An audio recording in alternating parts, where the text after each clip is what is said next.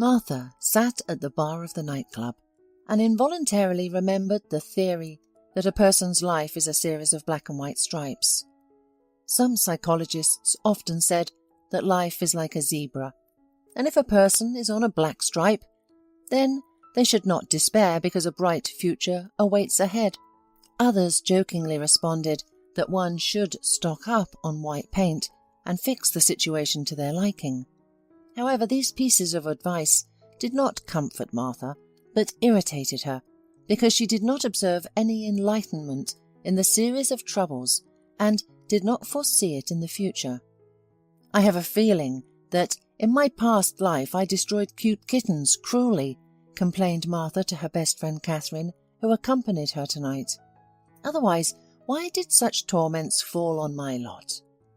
Catherine immediately grabbed Martha's hand and started reassuring her that she should not think in this way. "Thoughts are material.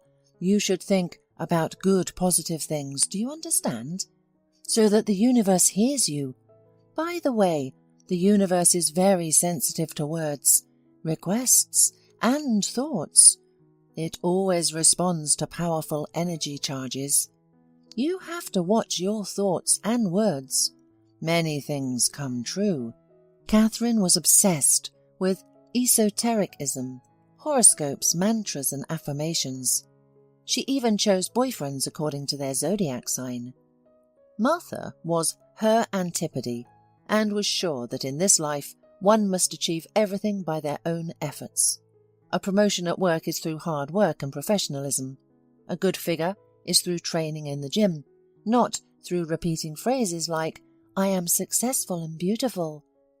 Now, having drunk enough cocktails and being in a very irritated mood, she raised her eyebrows skeptically and snapped her fingers, demanding from the universe, "Okay, I want Johnny Depp to bring me a suitcase full of money, then take me to his Hollywood, and let my ex-husband bite his elbows with envy.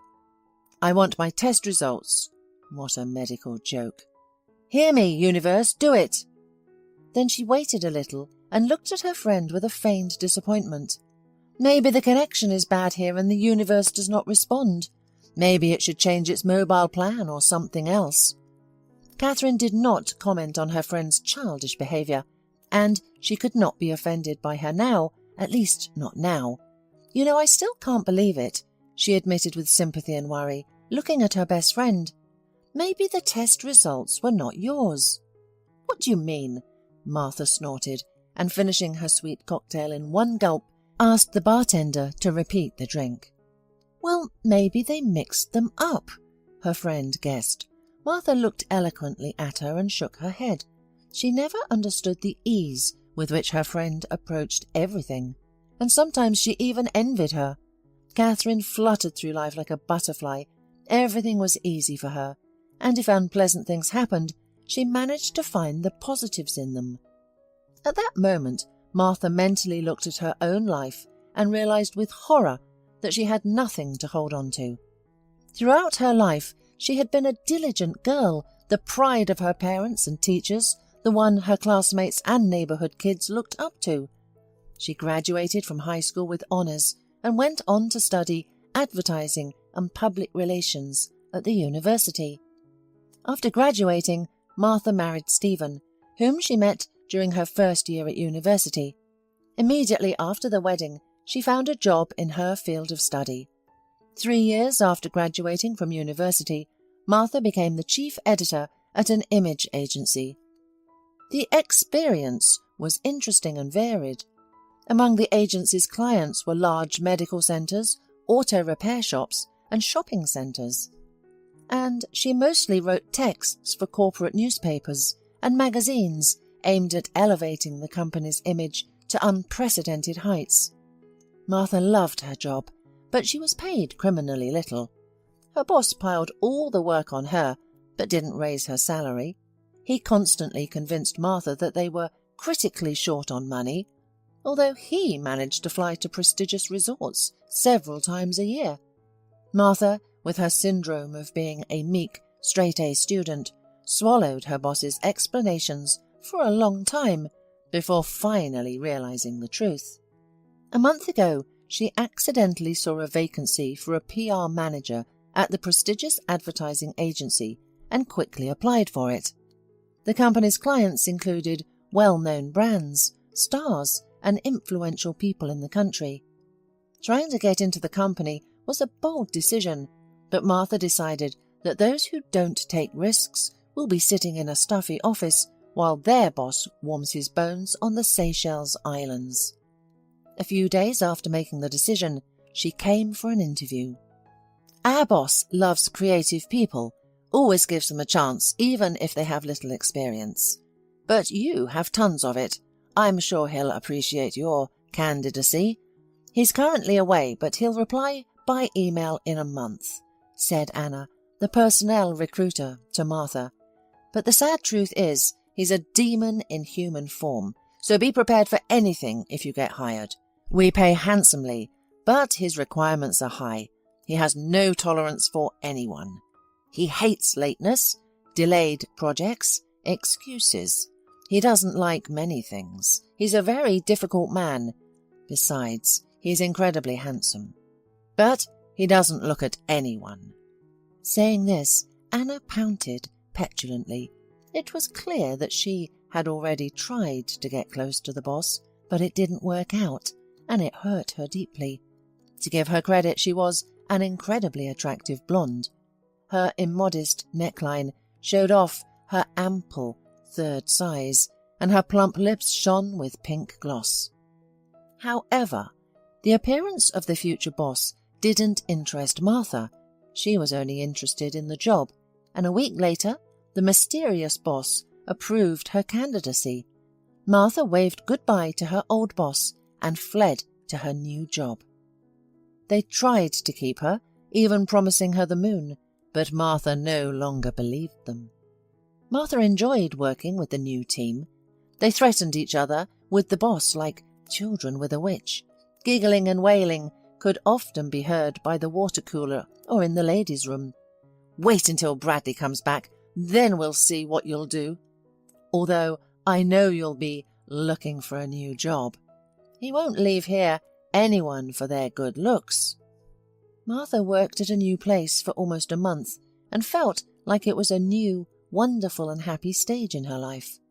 However, a visit to the doctor dashed her hopes. One day, Martha felt unwell and immediately ran to the nearest private clinic due to her paranoia from losing both of her parents. There, she received a bleak diagnosis. Unfortunately, your diagnosis is rare. The treatment will be complex and difficult. However, I cannot guarantee recovery, the doctor told her. But we will do everything in our power. Trust us.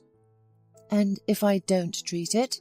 Martha asked, looking only at the trash can in the doctor's office, afraid that hearing such news would make her sick and cause her to spill out all of her breakfast. The doctor was surprised by her question and shook his head. Don't treat it, he repeated in annoyance. Then I give you 6 months, maybe a year. 6 months, Martha repeated thoughtfully. That same evening, she told her husband everything the doctor had said, adding, I learned what awaits me if I go to the clinic. I will simply spend my last days away from my loved ones, under some drugs that will keep my soul in my body and prevent me from living peacefully. Tubes will be sticking out of me, and my bald head will always be in a cap. I realized that I don't want this, so I've decided not to undergo treatment. After listening to his wife, Stephen was first frightened and then angry. So that means you're not going to get treatment? Are you out of your mind? If there's even one chance, we have to use it. No. Martha shook her head. There's no guarantee of recovery. I want to live the rest of my life in a sane state, maybe even to the fullest. Maybe we could go on a trip together. I have been dreaming of it, but there was no time. I think now is the time. Do you remember how I wanted to go and see whales? It's unlikely, but at least dolphins? What whales, Martha? Her husband suddenly shouted. What dolphins? so that you can die of illness somewhere in the sea or a foreign country? And what am I supposed to do after that?" They argued for a long time, but Martha was adamant. She realized that she had not accomplished too much in her life, and since she had an expiration date, she had to use the remaining time to the fullest. Not only did Stephen refuse to support his wife, he also betrayed her. The next day, Martha returned home early from work and found Stephen packing his things. "Are we still going on vacation? It's strange that you're only packing for one," Martha said, standing in the doorway of their bedroom. Stephen, who hadn't heard his wife come in, jumped when he saw her. He looked away, cursed, and then looked at her with anger. "You know it's your fault.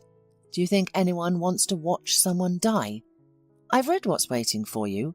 I can't be a caregiver for a sick person. I'm leaving for Alethia's." "To Alethea?" Martha asked, not feeling anger or offence for some reason, only mild disappointment. "You mean that one who, according to you, was just a friend and colleague, right? Your lovely secretary?" Stephen owned a small company that built private homes. Martha was the only one who supported him from the beginning. Back then, she worked alone to support their young family, while her husband tried to develop the business. Martha worked on advertising and PR for the company at nights. She even found clients, acting as a manager. Alethea appeared as a secretary 2 years later, when Stephen had already achieved success. Catherine, Martha's friend, never liked Alethea. She usually told Martha, "That secretary looks at your Stephen too often and laughs too loudly at his unfunny jokes. She really annoys me. If only she had seen Stephen before he met you. He was a zero, and now he struts around. But you're the one who deserves all the credit." However, Martha, not being a jealous or scandalous person, believed Stephen's assurances that there could be nothing between him and Alethea. As it turned out, her naivety played a cruel joke on her. "And how long have you been with her?" Martha asked, looking at the pile of crumpled clothes that her husband had barely managed to stuff into his suitcase. "For some time," muttered her husband through gritted teeth. Martha nodded, then went to the kitchen to make herself some tea. She waited until the front door closed behind her unfaithful spouse before throwing the still full cup against the wall. She looked at the light brown stain on the wallpaper, turned to the shattered pieces of her favourite mug, and bitterly cried. Martha sat on the floor, hugging her knees. She felt like her life had shattered, just like that cup, into many sharp pieces. Martha lived like this for another week. She took sick leave from work, although she knew what it would mean for her, as she was still on probation. However, she couldn't find the strength to even take a shower, let alone smile at her colleagues or generate creative ideas. Then Catherine visited Martha and, not taking no for an answer, commanded her to get dressed, put on some makeup and go to the bar. She even picked out a dress for Martha, a short red dress with thin straps. Catherine claimed that loud music, a good amount of alcohol, and the club atmosphere would at least bring Martha to her senses a little bit. And she was right. However, it wasn't the flashing strobe lights or the music from the speakers that shook Martha up, but rather a man. A handsome brunette sat at the bar and ordered whiskey on the rocks from the bartender. He happened to be sitting across from the two friends. Martha briefly glanced at him, involuntarily noticing that the stranger was incredibly handsome. Well-defined cheekbones, dark, thick hair, tall, with a trendy haircut. He was dressed in a dark grey jacket, shirt and jeans, which only highlighted the difference between his broad shoulders and narrow waist. Catherine also noticed the young man and immediately leaned closer to her friend. "Who let the cover boy in here?" I'm willing to bet my favourite designer purse, for which I haven't eaten in almost a month to buy, that behind all those layers of clothing is the perfect athletic body. Catherine whispered to her friend in one breath, "It looks like the universe heard you, but instead of an old Johnny Depp, Apollo descended from the heavens, dressed in expensive clothes." Martha laughed, but at that moment she was drinking a cocktail through a straw, which caused it to gurgle in the glass. "Well, damn!" Martha wiped her lips, putting down her glass, still giggling. Strangely enough, it was this awkward episode that caught the stranger's eye. He barely raised his eyebrows, and his lips twitched into a smile when he noticed Martha. Martha quickly turned away, continuing to chat with her friend on unrelated topics. However, the man had caught her attention so much that she couldn't stop thinking about him. After some time, Martha couldn't resist and stole another glance at him. To her surprise, she saw that the stranger was also looking in her direction. Noticing that their eyes had met, he gave the girl a charming smile. Martha, unexpectedly for herself, felt a wave of embarrassment. She was completely flustered under the gaze of his eyes. "He's looking at you. Listen, you have to go up to him," exclaimed Catherine excitedly. "What? Are you crazy?" exclaimed Martha, wide-eyed. "You're the crazy one if you intend to miss such a chance. The universe heard." "Say one more word about the universe, and I'll end our long-standing friendship, and I die alone in proud solitude," muttered Martha. "That's right, Martha. You've received the verdict, so what are you waiting for? Have fun. Remind me, have you done anything wild? Maybe you went skydiving, danced at a carnival, hitchhiked to some country? No? So why not at least flirt with this handsome guy? And if you end up spending the night with him?" Catherine exclaimed, waving her hands. Martha was surprised by her friend's suggestion. "With a stranger?" she exclaimed. "Yes!" Her friend raised her voice. "Yes! Why not? What's stopping you? Just a reminder, your idiot Stephen left you at the most difficult time in your life. That's not a reason to jump on the first person you meet," Martha muttered, hiding a smile. "Well, sorry, my dear, but you don't have much time to choose. You know, I wouldn't miss my chance. If he was staring at me, I would have already left with him." "So go meet your Johnny Depp," her friend insisted. "I'm not going to introduce myself. Are you crazy? I've never done that in clubs." "But you've seen many movies about it," the friend parried with expertise. "And none of them ended in a wedding, you know. Usually these people turn out to be maniacs. He might slip something into my drink now, and tomorrow you'll find my name in the Criminal Chronicle. And I want to live the rest of my life, even if it's short." "Martha!" The girl tried to interrupt her friend, pulling her by the hand. "Stop talking!" However, Martha, slightly tipsy, continued her tirade. "And besides, staring at strangers is rude, by the way," she murmured, stirring the contents of her glass with a straw, which loosened her tongue and allowed her imagination to run wild. "Especially if he's incredibly handsome. You know what the problem is? He knows that he is handsome. Such guys are usually terribly self-absorbed but empty. He's probably a narcissist, not an Apollo. I can imagine us making love under a mirrored ceiling for all of 5 minutes. He'll be trying to admire his reflection and how his muscles in his back and arms ripple." "Oh, no." Catherine unexpectedly groaned and, struggling with laughter, covered her blushing face with her hands. Martha looked at her friend in surprise, not understanding her reaction. The joke was amusing, but not to the extent that her shoulders shook with laughter. However, suddenly she heard a pleasant male voice behind her, and her friend's behaviour became obvious. "I don't have a mirrored ceiling in my bedroom, but we could move the bed to the closet. Then I would have a better view of my muscles. I prefer my glutes. That's why I squat with a barbell. the man answered the accusations thrown at him. Martha was stunned. She couldn't turn around to face him, watching her friend giggling uncontrollably. Meanwhile, the man's tone was clearly amused, as he continued to respond to the accusations directed at him. "I swear I'm brought up enough not to stare at people. It's just that there was a bar mirror right behind you. I was looking at myself, like all narcissists like to do." Unable to hold it in, Catherine burst out laughing, while Martha blushed deeply. "Stop mocking me, please. You see, I'm so embarrassed," the girl muttered. "I really apologize."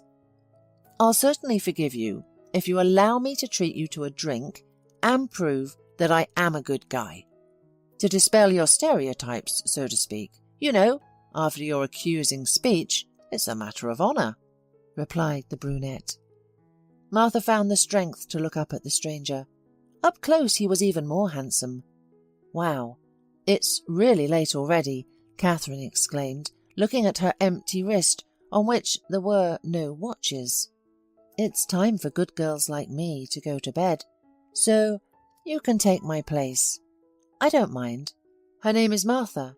She likes sweet cocktails, and, by the way, she's usually not so harmful. It's just a bad day." Catherine jumped off the high bar stool, giving way to the brunette, hung her bag on her shoulder, and tried to leave, waving goodbye. "What are you doing?" hissed Martha, grabbing her friend's hand and keeping her in place. "I am arranging your love life," whispered Catherine, and winked at her friend. "But I don't even know him." "That's the point of getting to know each other," Catherine retorted. "Two strangers meet and get to know each other better. I hope he gets to know you well enough tonight," she giggled, making Martha blush again. "Don't hesitate to text me if something goes wrong, and I'll pick you up. Please, at least try to shake yourself up.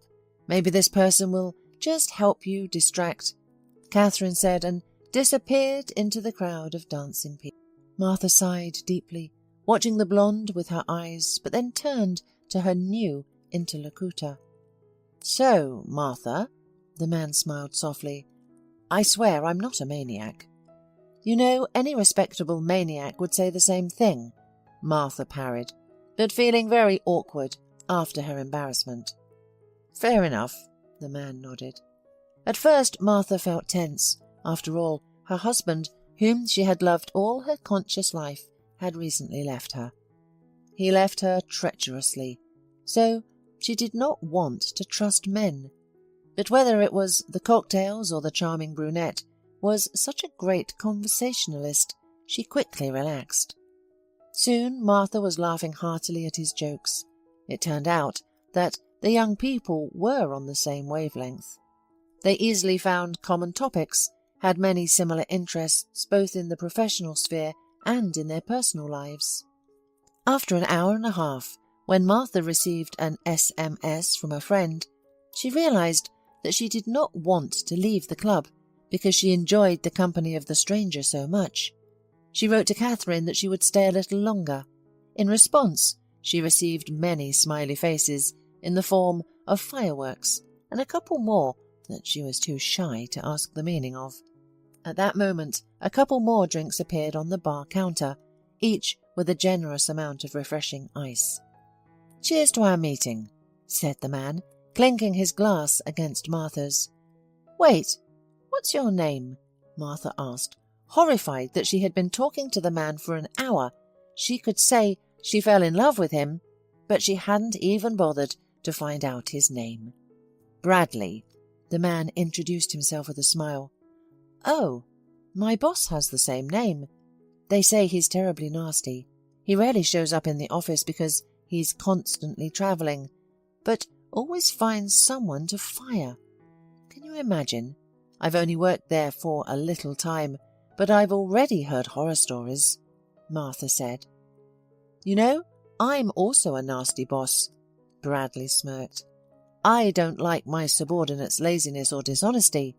I don't like unwillingness to admit mistakes and improve, unwillingness to take responsibility, or inappropriate criticism of another's work without alternative ideas. Well, not many people could like that. Martha nodded approvingly. Just then a guy appeared behind her, impatient to place an order with the bartender. He unintentionally pushed her in the back, causing her to fall into Bradley's arms. "Whoops!" she exclaimed, finding herself in his strong embrace. She felt the brunette's perfume, tart with hints of wood. "Sorry," the guy apologized. "It's okay," the girl said, nodding at him and pulling away from Bradley. However, her hand remained in his palm. She didn't want to take it away, and the man didn't hurry to release her fingers. Instead, Bradley looked into her eyes. His fingers began to stroke the back of Martha's hand with gentle movements. She wanted to ask Bradley something else. For example, what company he led, or at least what perfume he used. Or did Bradley know that his grey eyes resembled morning foggy silver? But all her thoughts flew out of her head instantly. Martha again remembered how boringly she had lived her life.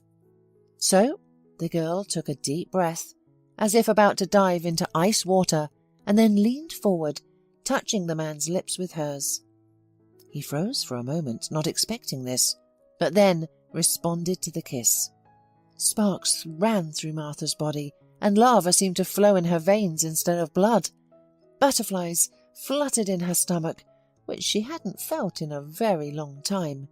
As if remembering that she was kissing a man in a nightclub in front of everyone, she broke the kiss and whispered, "Can we leave here?" The man's eyes darkened and his breathing became erratic. The chemical reaction that occurred between them conquered them both. He nodded, unable to answer. Taking Martha's hand, Bradley helped her get off the chair, and they left the club. Martha woke up, rubbing her eyes, but hesitating to open them. Her whole body hurt, and her head was heavy. "Good morning," she heard a male voice. Suddenly she remembered where she was and with whom. Opening her eyes, she saw a man next to her. "Good morning," she replied, blushing. Bradley smiled and pulled the girl closer to him. She snuggled up on his chest, feeling a pleasant warmth and closeness. The night had been fantastic. Martha, being a little tipsy, didn't remember everything in detail, but what remained in her memory made her blood boil again. "Aren't you disappointed?" Bradley suddenly asked. "Why?" Martha raised her head. "Well, there are no mirrors here," the man reminded her, looking mischievously at Martha. She snorted and weakly punched him on the side. "But you have a panoramic window. Maybe you like it when someone watches over you?" She raised her eyebrows, nodding towards the window. "Of course, I love it. Pigeons, seagulls, butterflies," he nodded. "I just adore it." Bradley lived in a luxurious area in a 2-story apartment. His bedroom was large but furnished in the Spartan style. A huge bed, wardrobe and bedside tables, that was all the furniture. But the window was exquisite, covering the entire wall. Martha thought it must be remarkable here during the rain, although now the sun was shining brightly in the sky. "What time is it?" she asked. "I have to go to work." "But today's Sunday. Come up with another excuse to run away from me." The man smiled. "Oh, no. Of course. I only have to go to work tomorrow," Martha explained, rolling off the bed and looking for her clothes. "But I urgently need to finish one of my projects. The boss is coming tomorrow. You know, that nasty guy I told you about. I don't want to get fired so soon. I really like my job. Besides, I took vacation for a whole week, and he won't like that either. Probably he doesn't like anything except subordinates' tears." Grumbling about her boss, Martha began to gather her things.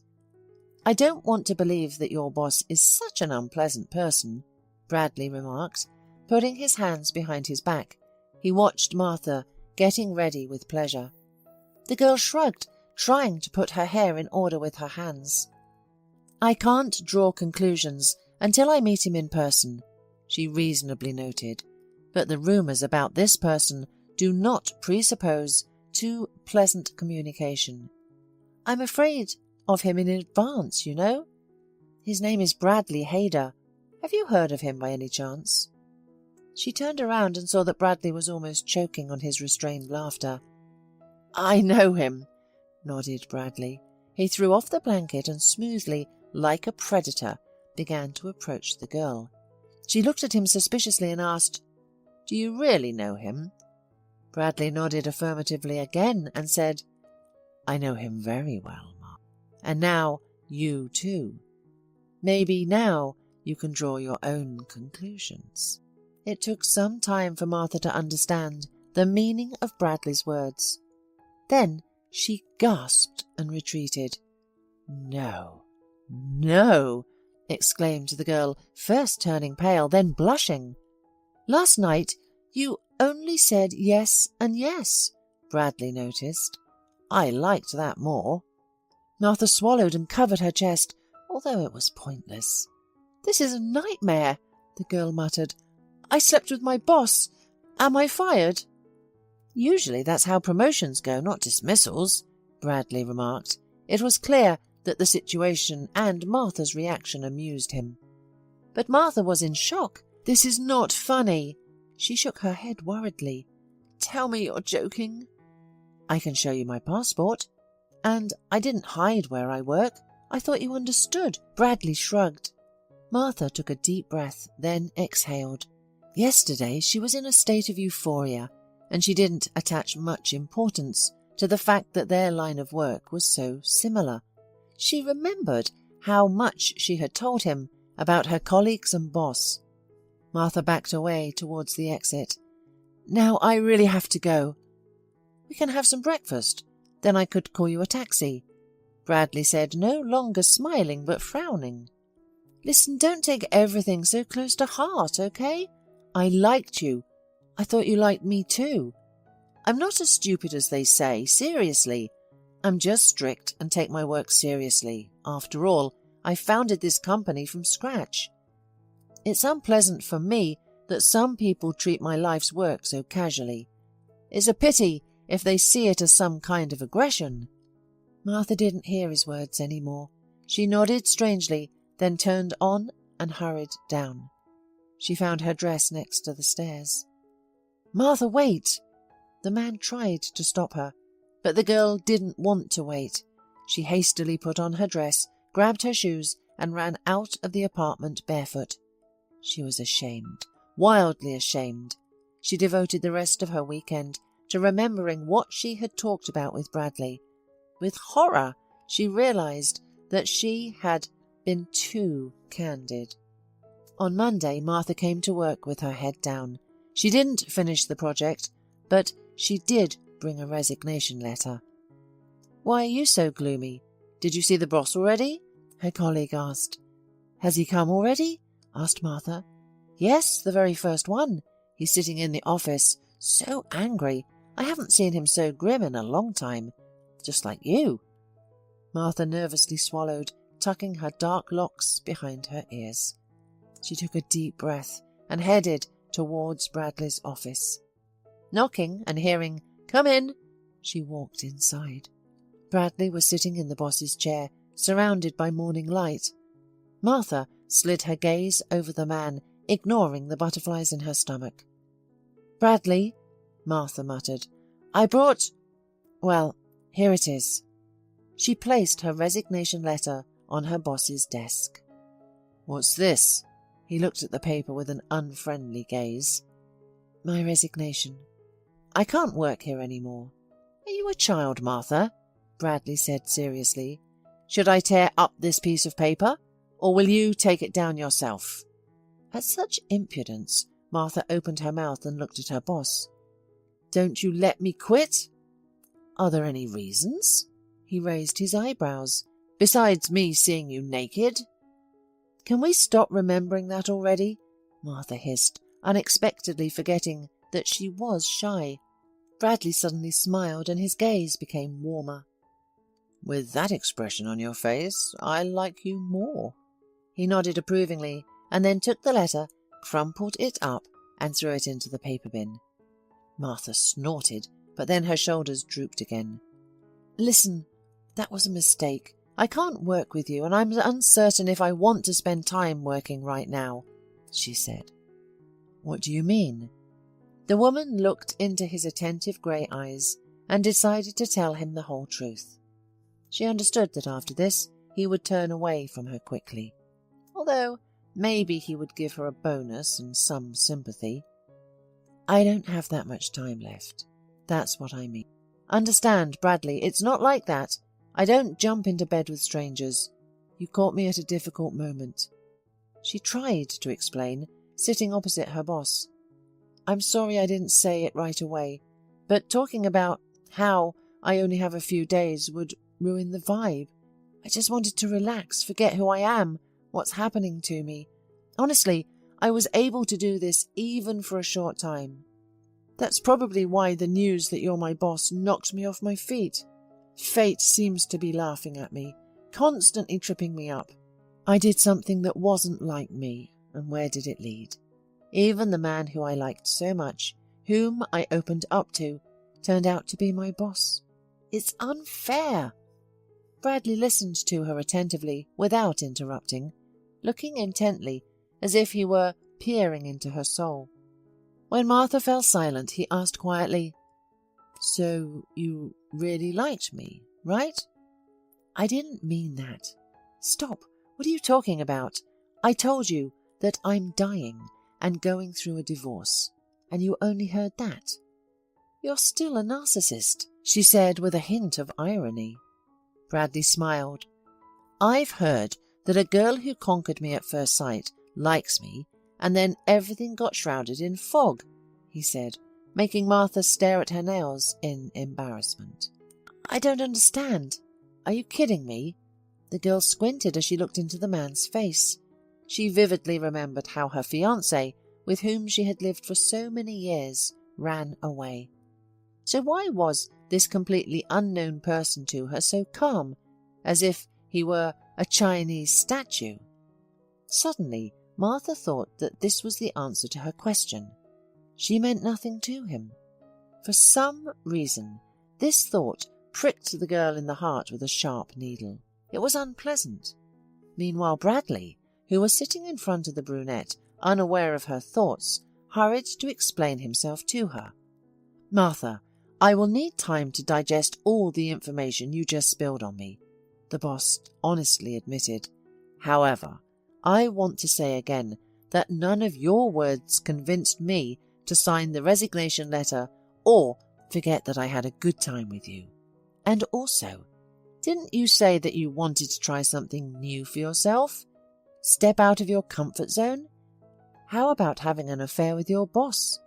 Bradley playfully winked at her. Martha smiled shyly. Shaking her head, she slowly, as if reluctantly, looked away from the handsome man's face. She scanned the room where she had been for the first time.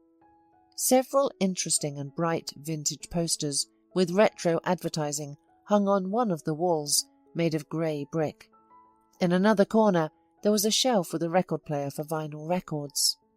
The girl remembered that Bradley liked retro, loved history, and loved to travel. She thought she would like to get to know him better, and she still couldn't shake off the feeling that she'd known him for many years. There are such meetings, like with old and close friends, kindred spirits, who touch your heart at first glance and words. Bradley turned out to be one of those people. These thoughts simultaneously calmed and saddened the girl. She did not want to think about the future, tie her life to new relationships and feelings, because she already knew that a happy ending wouldn't be in her story. I wouldn't want to start a relationship. Then, in the nightclub, I thought that I would run away from you in the morning, like Cinderella from The Prince, she confessed. That it would be my daring adventure, a flash of passion with a stranger, like in the movies, and maybe revenge on my ex-husband, probably. It's nice to hear that I've become an instrument of revenge, Bradley grumbled, but his eyes sparkled with mischief. "But then I suggest we be friends." The girl nodded hesitantly. "Well, it's decided." Bradley clapped his hands. "From now on, we are best friends." "Oh, just don't say that to my friend Catherine," Martha laughed. "She was in the club yesterday. She'd scratch your eyes out because she won't give up her status as my best friend to anyone." Bradley smiled softly at Martha, looking into her, and she realized that becoming friends with this man would be quite a challenge. "Then I start working?" she asked uncertainly. Bradley nodded, then added in a bossy tone, "I'm waiting for a project for a clothing brand from you, and please keep in mind we have lunch at my favourite cafe at 13 o'clock. I'll pick you up. Don't you mind?" Martha giggled, feeling like a young girl, and shook her head. "How can I say no to my scary boss?" she playfully asked, getting up from her seat. "I'll take away your bonus for saying no," he lazily threatened, returning to the papers he was working on before her arrival. Martha smiled widely and left the office.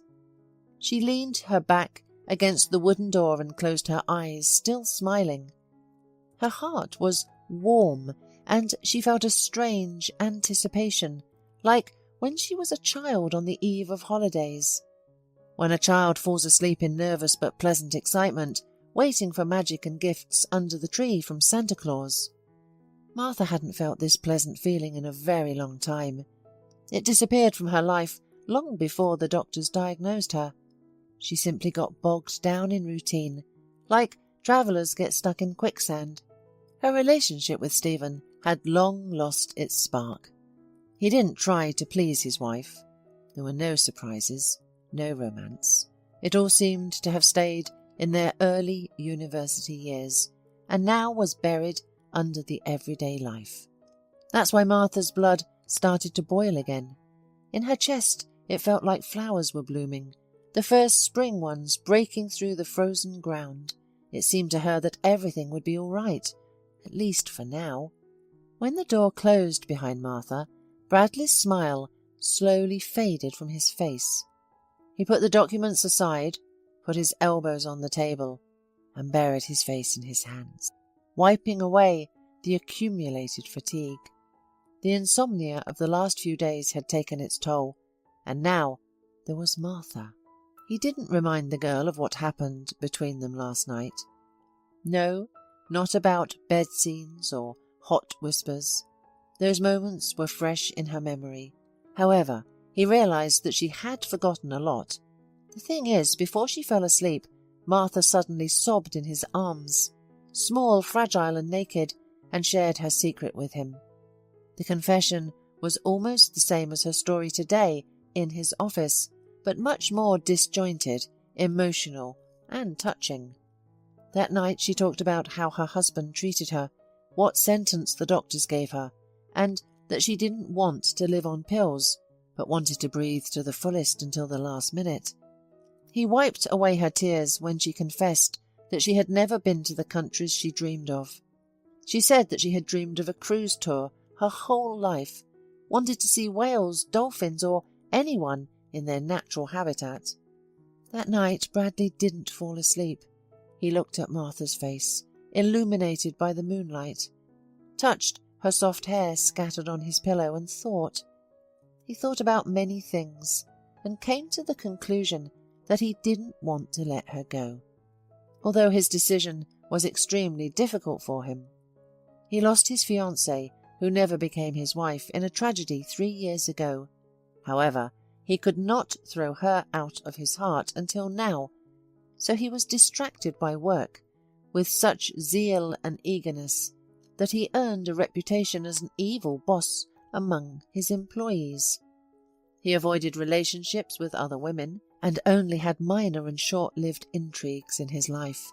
That is, until he met Martha, a girl so cute, sincere, insanely beautiful, and whose heart that had been broken so rudely.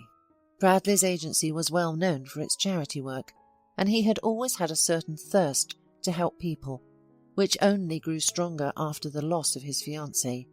but his desire to help Martha was deeper than philanthropy. Martha seemed to have settled in his heart back in the nightclub. With her delicate fingers, she touched the strings of his soul that had long been silent, playing a melody and giving his heart a special rhythm. Bradley wanted to be close to her, feeling as if it were the right thing in the world, as if he had been waiting for this meeting with Martha. Bradley looked out the window at the grey sky with rare clouds. One of them looked like a hare with long ears, and the rest looked like sweet cotton candy. He drummed his fingers on the table, trying to calm down the excitement that had not left him in the whole day. He realized that he couldn't help Martha, but he wanted to try to make her last days beautiful, the way she dreamed. Bradley took his smartphone and, finding the necessary number in his notebook, pressed the call button. "Hello," he began softly. "I'm interested in cruise liners, and also, where in the world can we see whales?" The sky was grey and so low that it seemed it would fall into the water surrounding the cruise liner. Martha thought it reminded her of Bradley's eyes, the man who suddenly burst into her life at the most difficult time and then simply turned her world upside down. He became the artist who had many colours to paint her white, calm life. After that frank conversation, they really became friends, talked a lot, often walked, went to the movies and restaurants. Bradley often invited her home and cooked dinner himself. They talked about work and life, shared dreams and interests. Every morning, Martha eagerly waited just to see him, just to talk to him. She unexpectedly realized that every night, falling asleep, she thought about Bradley, and waking up, she also thought about him. After a month, Bradley brought Marina tickets for a cruise. Of course, she thought it was crazy to just take off in an unknown direction, to leave life and work behind. However, Catherine was very insistent. "It would be crazy not to do this. I'll break off our friendship if you refuse," she assured her friend. "You'll regret your whole life that you didn't dare. And besides, look how Bradley looks at you."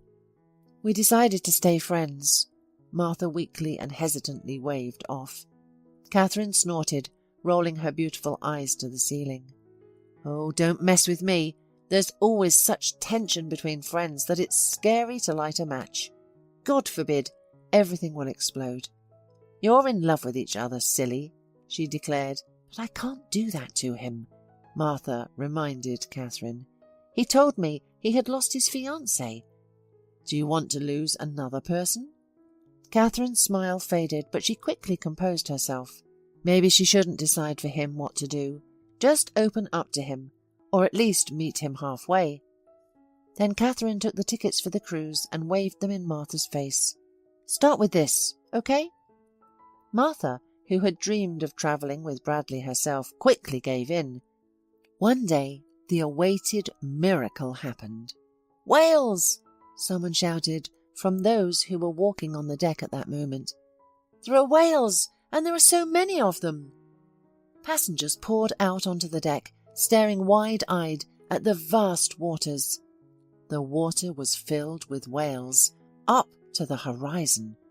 As the ship approached, the characteristic sounds of the whales expelled fountains of steam and water, surrounded the people from all sides.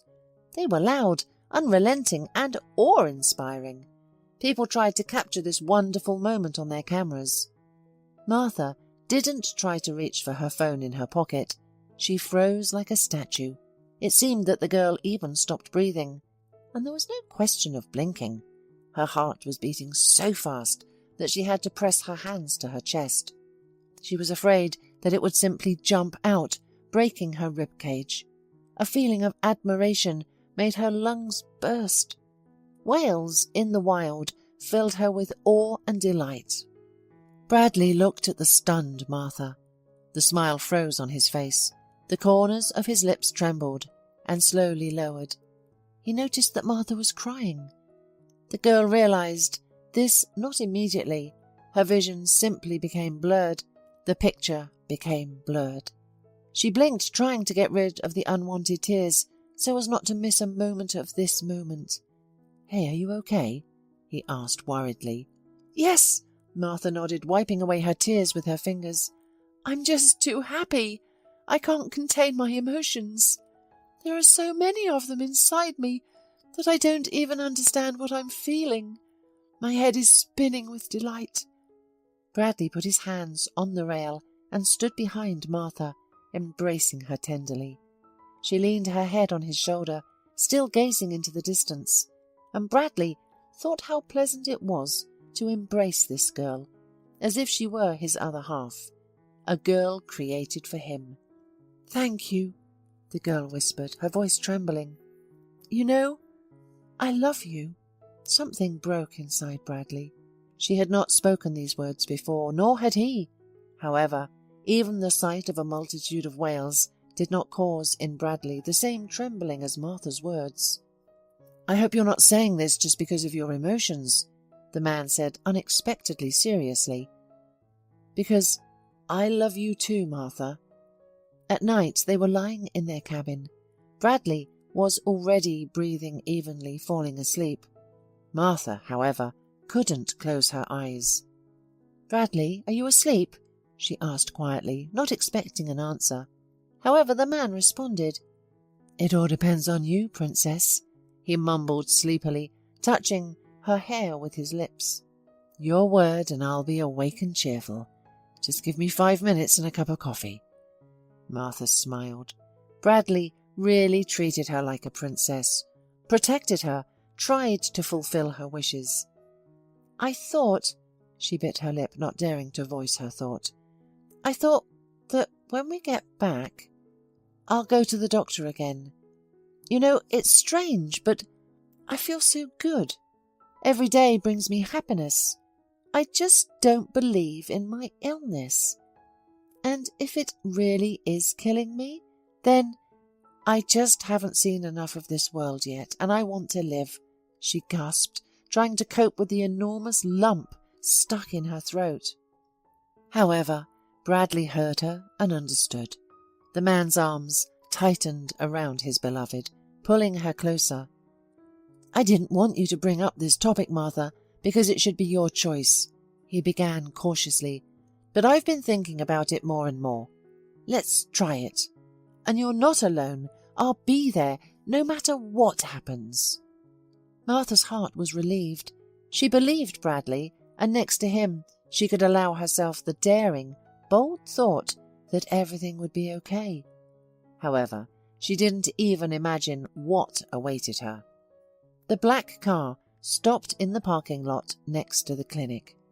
Martha looked at the beautiful building, the windows of which reflected the sunlight. Last time she went to a different clinic, which didn't look as luxurious, but Bradley insisted on the best doctor in the city. "Well, I'm off," the girl said cheerfully, and leaned forward to kiss him goodbye. Bradley accepted the kiss, but looked at her in surprise. "Alone? No, I'll go with you." The man's voice sounded almost indignant. Bradley's whole appearance spoke that he was displeased at Martha's assumption that he would let her face her fate alone. "But they won't let you into the office anyway," she shrugged, "and you have things to do today." "You'd think that there was something more important than your health, Martha. Let's go. If they don't let me in, I'll wait for you in the hall. Then we'll go have lunch or take a walk, okay?" Bradley unbuckled his seatbelt and got out of the car. Martha froze in her seat. She still couldn't get used to such care, such sensitivity that this wonderful man gave her. Involuntarily she compared Bradley and Stephen again, but remembered when she went to the clinic that fateful time, Stephen didn't even call her after seeing the doctor, although he knew that she had bad heredity and her poor health worried her. She remembered how she left the clinic and wandered alone in the city, and the rain drizzled from the sky. She remembered feeling empty, but couldn't find the strength to call anyone. Her phone remained silent until Catherine finished work and called her friend to find out how she went to the doctor. And Stephen didn't even call her after their breakup, just to find out if she was still alive. Martha only came to her senses when the window was knocked on, and then the car door opened. Bradley gallantly offered her his hand, smiling. "Please, lady." She smiled back at him, and when she placed her small palm in his hand, she felt a wave of relief. The fear of visiting the doctor began to leave her, because she wasn't worried about anything with Bradley by her side. She was ready for any news. However, what the young people heard after the examination by the doctor plunged them into a state of shock. The man performed an ultrasound, looked at the results of the tests and research that the girl had previously taken. Then he looked at Martha with a strange expression on his face. "Excuse me, who told you it was time to look for a place in the cemetery?" the doctor asked. "Can I know the name of the hero?" Martha was confused by the question and the form in which it was asked. Yes, she had heard of medical humour, and a couple of times was even shocked by the jokes of surgeons and pathologists, but here she experienced an unpleasant feeling. Bradley didn't like the question either. He was sitting in the adjacent chair and leaned forward, intending to ask the doctor to choose his words carefully. However, Martha squeezed his fingers in time and blurted out, Dr. Martinson, I think, something like that. The clinic is called Be Healthy. Why, what's the matter?" The doctor chuckled and shook his head, waving the papers. "Everything is much clearer now," he said, not hiding his amusement. Without explaining, he typed something on the laptop keyboard, then turned the screen towards Martha and Bradley. "Take a look at your doctor," he suggested, showing them an article from the local news portal. "Henry Martinson, a scam artist. The detainee is already serving his sentence. He took bribes, spun people around for useless treatment, frightening them with terrible fatal diagnoses. It's strange that this news passed you by. They showed it on all channels, talked about this fake doctor from every iron. But we weren't in town. We had a trip to watch whales," the girl muttered, confused. Her eyes scanned the article for details about the case. The photo did indeed show the same doctor that Martha had been seeing. "Wait," Bradley interjected with a tense voice. "What does all this mean for us? Did he lie to Martha? Am I understanding correctly that she's healthy?" Only at that moment did Martha realize where the doctor was leading them. She couldn't even think about such an outcome, and didn't allow anything similar to enter her head. Now she froze, her face flushing, her pulse pounding in her temples.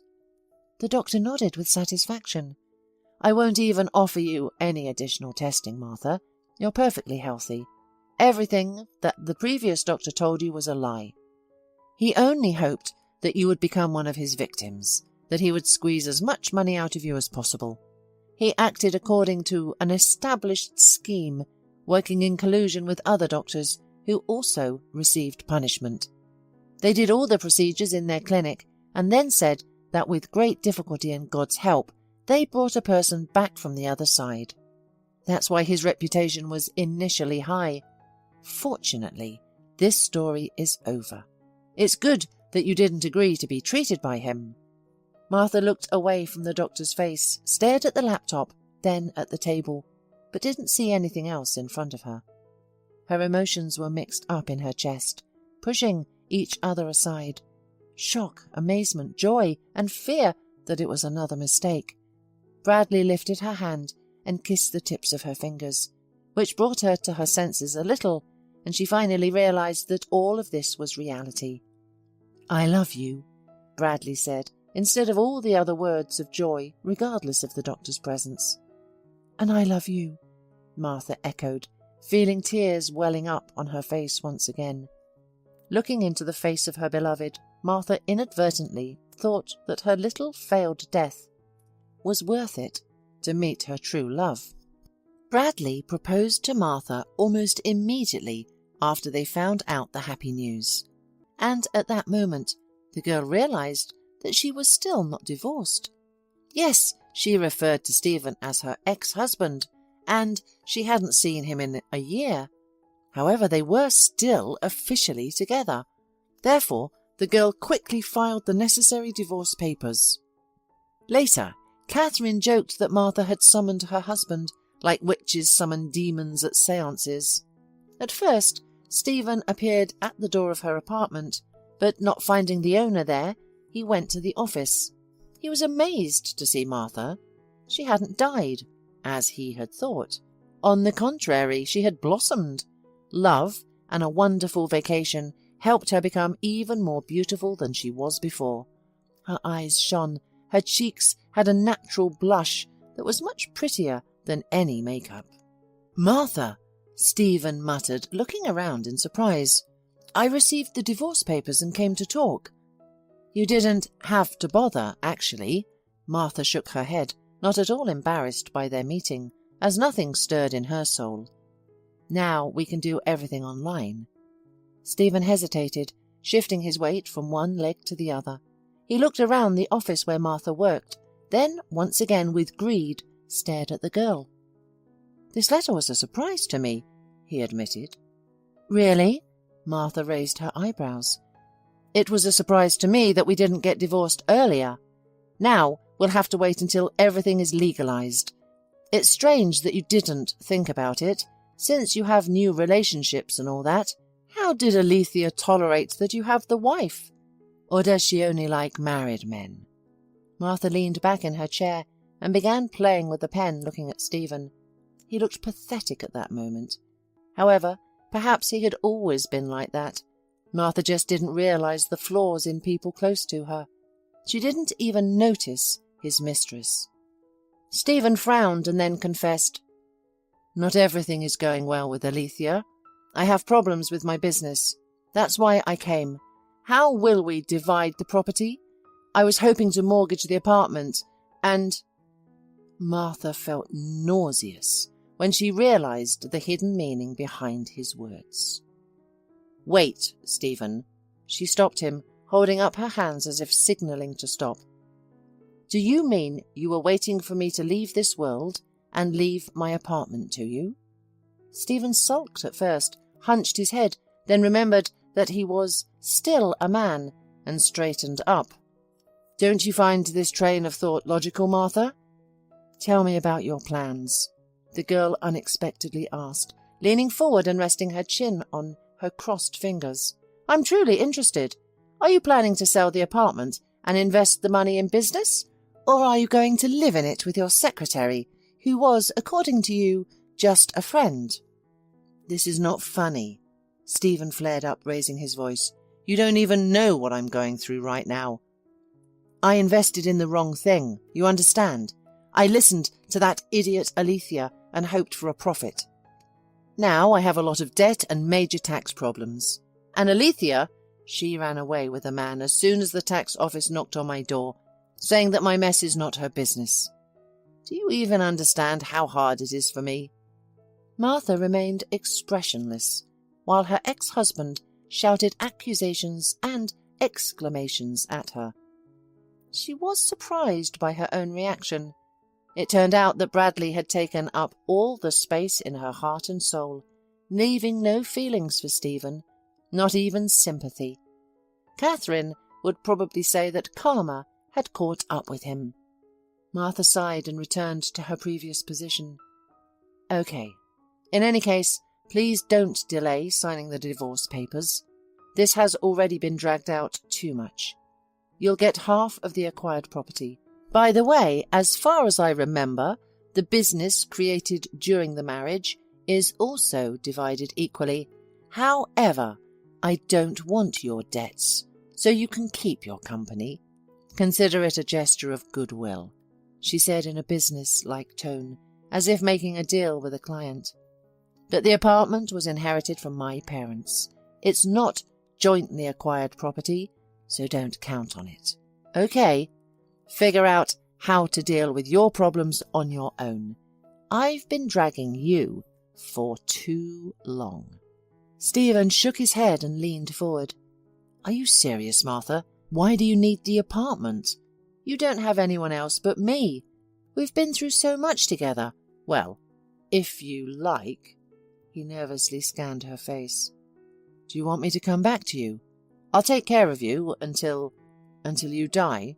You know, I realized how much I loved you when I was with Alethea. I made a mistake. This time, the feeling of nausea in Martha's throat became even more distinct. She narrowed her eyes, and her gaze grew severe. Unfortunately, I have bad news for you, Stephen, she said sharply. I'm going to live.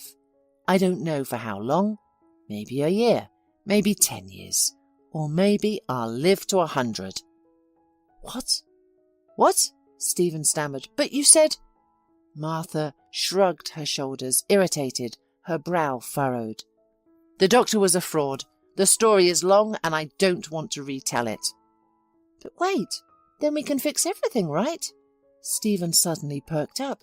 You and me, together, like old times.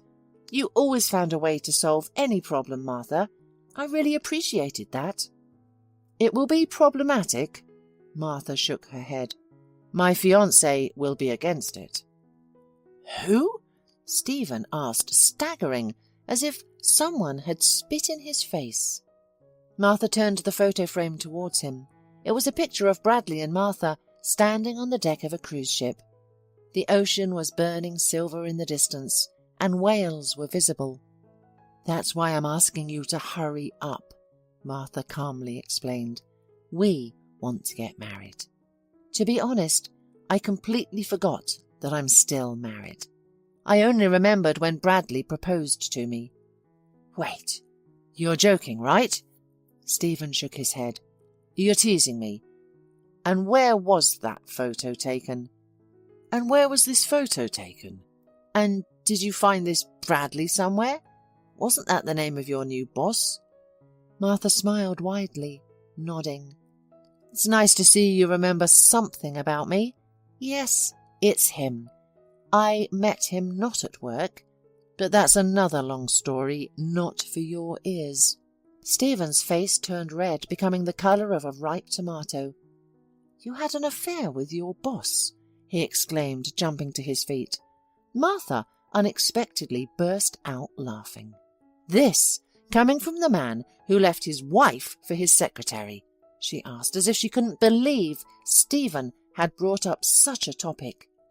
You deceived me! Stephen shouted even louder. You said you were sick, that you had only half a year ahead of you. I didn't do it on purpose, Stephen. Martha waved her hands apologetically. Stephen shook with the news. He looked at the photo of the happy couple in bright life jackets. Martha was too beautiful at that moment, and she emitted some kind of power, self-confidence, which he had not noticed before. All of this made him terribly angry and annoyed. Meanwhile, Martha continued calmly, looking at her watch. You came to me at work, wasting time with useless conversations. We're getting divorced anyway. If you want a scandal, let's have one. I'm just not sure if you can handle another lawsuit, especially since you're already being followed by the tax authorities. As for the apartment you dreamed of, I don't live there anymore and have no intention of doing so. However, you won't get it, Stephen. I'm not a charity fund for cheating husbands. Stephen gritted his teeth with anger and leaned forward, resting his palms on the table. I see you grew your teeth in a year, became a bully like your arrogant girlfriend. Martha waited a second, then she too stood up from her seat and arrogantly looked at the man she loved, as if in a previous life. I've always had sharp teeth. I just didn't use them to sink into the throats of loved ones, unlike you. You didn't appreciate my loyalty, turned away from me at a hard time. You ran away, jumping into the first available bed. So you just can't come back into my life now and make any claims. You're pathetic and disgusting. Get out! Stephen jerked as if Martha had slapped him hard. His face was on fire, and his head felt like it was about to explode like a ripe watermelon. Without saying another word, Stephen turned and walked away. At that moment, the door opened and Bradley appeared on the threshold. He looked at his fiancée's guest with a surprised look, but quickly recognized his face, even though it was contorted with anger. "Stephen, right?" the man asked, trying to hide the disdain he felt towards this person. "I won't shake your hand. Did you come to sign divorce papers?" Stephen glanced at Bradley with a fleeting, angry look. "The groom himself? Well, congratulations. I wish you both happiness. Just tell me, what's it like to pick up someone else's woman, so to speak, to eat someone's leftovers?" he asked with a venomous tone. "I have no idea," Bradley replied calmly. "I've never had affairs with other men's women. When Martha and I met, she was single.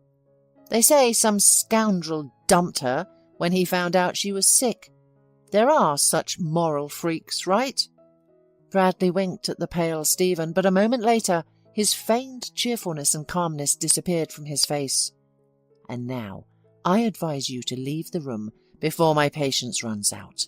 Believe me, I'm trying very hard not to throw you out."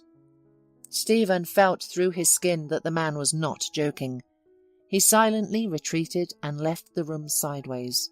Martha approached Bradley, hugging him around the waist. "Sorry for this. I didn't know he would come here," she said shyly. "What an unpleasant guy. And how did you live with him?" "I'm itching to hit him," Bradley said discontentedly. "Maybe I should catch up with him." "Don't bother, dear." Martha shook her head, leaning towards her man. He kissed her on the forehead, hugging her around the waist. "By the way, that's why I came.